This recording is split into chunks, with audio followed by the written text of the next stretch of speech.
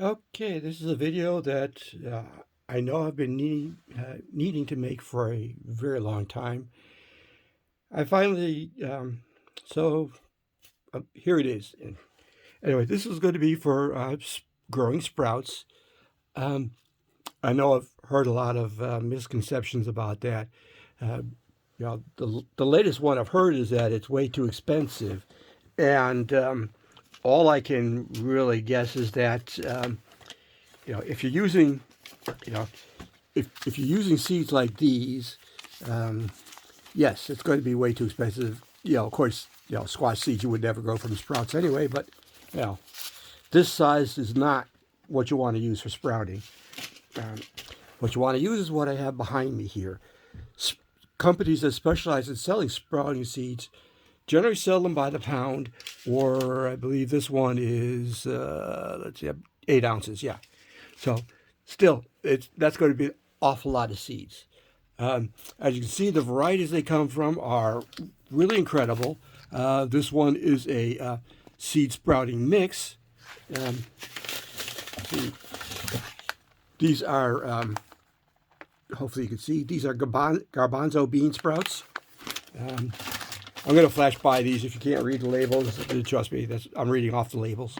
Uh, Pea sprouts. Let's see, crunchy lentil mix. Uh, Plain lentils. Here's a kale trio. And I should mention that you can use these for garden seeds, but like I said earlier, you can't do it the other way around. It's just going to be too expensive. Let's see. Here's the good old popular mung bean. Let's see. Here is broccoli sprouting seeds. Again, most of what I'm showing you are 1 pound bags. Let's see. Here's a bean salad, so it's a mixture of different types of beans. Let's see. Here's a 3 pound salad mix, a radish sprouting mix. Uh, is it Dalcon? Very spicy. Very spicy. Here's another 3 part salad mix. Let's see. Chia seeds. Another old standby sprouting is alfalfa sprouts. Protein House, mix of different types of beans and peas. Here's a 5 part salad mix. Here's a let's see. Here's a salad mix. Broccoli, alfalfa, radish, clover. Um, let's see. And the last thing, next thing I want to show you is it's very important you use the right type of netting to cover your containers. No-see-um netting is especially what I recommend. Not even the fungus gnats have been able to get through that. So let's see. Now, for the equipment, what I use and what you should use, this is a tub. I picked this up off of Amazon because I wanted something specially, that I could have special for that purpose. This was a 64-ounce tub. You know, it's not necessary. I've seen margarine come in containers this size and, several other things. You look around the grocery store, you'll find foods being packaged in containers this size, which you can use. Now, this is the lid. And I want to point out the around the lid, you see the rim on the inside. Very important because what you're going to want to do is to just cut that out. Okay, then with your no-see-um net, you put that over, clamp the lid back on, which, come on, it's, okay, there we go. And you see how, if you have any loose wrinkly bits, you can just pull those nice and tight. But what you're left with is a growing container that is going to let you go all the way through the growing process. That's all you really need. Um, and you know, now I've got a bunch of these set aside. I like to grow a bunch of different types at the same time. It is important to let air circulate around your seeds. And there we go. It is important to let your air circulate in and around your seeds. They need air.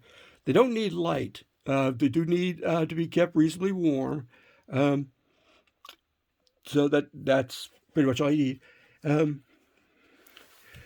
This is 1 tablespoon. It's about all I use for a serving, and I've never had a problem with it. It's always been, it's always been good. See, now let me do this. I'm going to take some seeds. Give me a sec here. Now,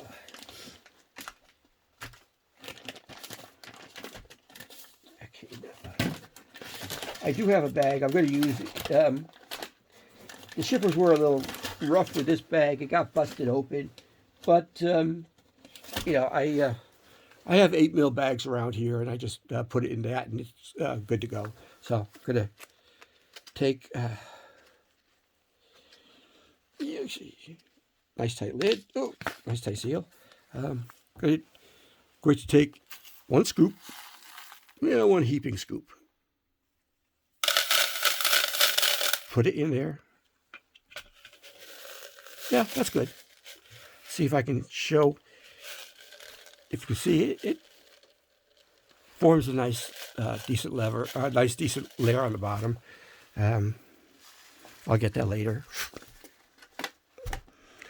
Okay, and you want to add water.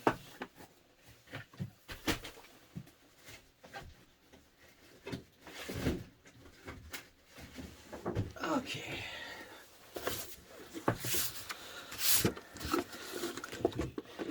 I do like filtered or bottled or distilled water. It's just, one of those.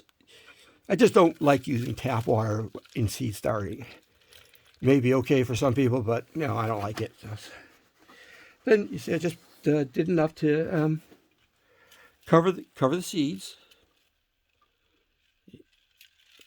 and this I'm going to let sit for maybe 6 to 8 hours. Then I'm going to drain it